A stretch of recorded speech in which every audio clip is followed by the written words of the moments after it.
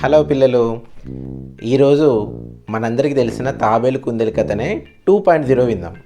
అనగనగా ఒక అడవిలో ఒక కుందేలు ఒక తాబేలు ఉండేవి. మొదటి పందెంలో ఓడిపోయిన తర్వాత కుందేలు చాలా కోపంగా అవమానంగా ఉండేది. రోజు తాబేలుని చూసినప్పుడల్లా నీ మొహం, నువ్వు గెలిచింది కేవలం అజాగ్రత్త వల్లే అని గునుగుతూ ఉండేది. తాబేలు చాలా ప్రశాంతంగా సరేలే కుందేలా, మళ్ళీ ఇంకో పందెం పెడదామా అని అడిగేది. కుందేలు ఉక్రోషంగా పెడదాం, ఈసారి కళ్ళు మూసుకొని పరిగెత్తినా నువ్వు గెలవలేవు అని పందెం ప్రారంభించింది. కుందేలు తన పూర్తి వేగంతో దూసుకుపోయింది.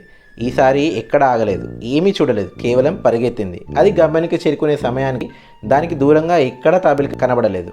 నేను ముందే అనుకున్నానని కుందేలు దర్జాగా నిలబడింది. కొద్దిసేపటికి నెమ్మదిగా తాబేలు గమ్యం వైపు నడుస్తూ వచ్చింది. కుందేలు నవ్వి, ఏమిటి తాబేలు, నువ్వు అసలు పరిగెత్తలేదా, ఇంత ఆలస్యంగా వస్తున్నావు అని అడిగింది. తాబేలు నెమ్మదిగా నవ్వి, కుందేలా, ఈసారి నేను ఒక షార్ట్ కట్ తీసుకున్నాను, అందులో దారిలో ఒక పండ్ల తోట ఉంది, అందులో తీయని పండ్లు దొరికాయి, అవి తింటూ నెమ్మదిగా వచ్చాను అని చెప్పింది. కుందేలు మొహం చూసి తాబేలు ఇంకా నవ్వి, నువ్వు మొదటి నుంచి వేగంగా పరిగెత్తుతున్నావు కదా, కనీసం చుట్టూ ఉన్న ప్రపంచానైనా చూసావా, దారిలో ఎన్ని అందమైన పువ్వులు పక్షులు ఉన్నాయో తెలుసా, జీవితాన్ని ఆస్వాదించడం కూడా ఒక కళ కుందేలా అంది. కుందేలుకు కోపం సిగ్గు రెండు ఒక్కసారి వచ్చాయి.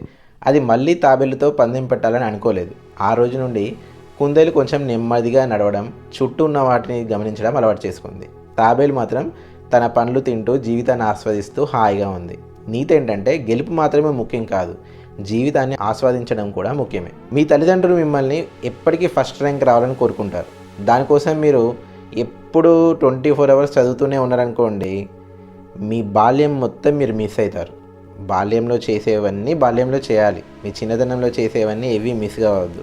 ఆడుకోవాలి, అల్లరి చేయాలి, సినిమాలు చూడాలి, మీ కజిన్స్ తోటి, మీ రిలేటివ్స్ తోటి, మీ ఫ్రెండ్స్ తోటి ఎంజాయ్ చేయాలి. వీటన్నిటితో పాటు చదువుకోవాలి. చదువు ఇంపార్టెంటే, కానీ చదువు ఒక్కటే లోకం కాకూడదు. ఓకేనా? ఎంజాయ్.